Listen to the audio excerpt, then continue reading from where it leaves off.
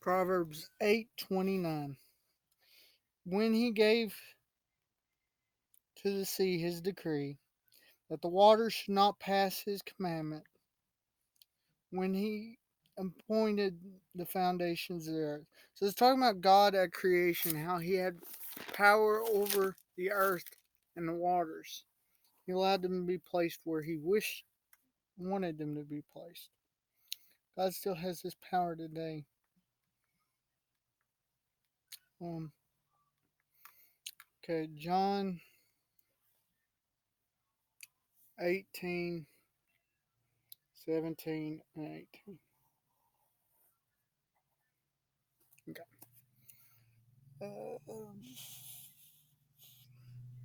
Then says the damsel that kept the door to Peter, "Are you not one of the man's disciples?" Referring to Jesus' disciples. He said, "I am not." So we see the fulfillment here of what Jesus prophesied about Peter denying him. I believe that's the first one. Uh, I believe that's the first denial. Um,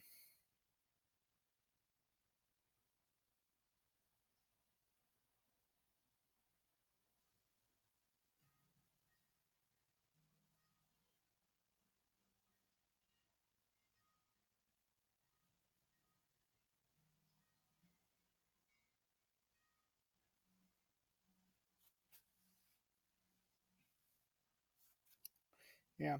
So he's starting to deny him. We as Christians aren't to do this. First off, Christ rose. Um, Christ hadn't even died at this point. Secondly, Peter was it was the humble Peter. In humbleness, we don't deny Christ because He's our all, He's our everything. Peter, I believe, later, if he denied and rejected Christ, it'd be the same as us doing it today, which he never would. I don't believe. But the circumstances for him not to deny him hadn't been established yet because the grave hadn't even been, Jesus hadn't even been in the grave yet. Then says the damsel, and the servants and officers stood there who had made it a fire of coals, for it was cold, and they warmed themselves. And Peter stood with them and warmed himself. So Peter, I believe, at this point, don't want to get too far from Jesus.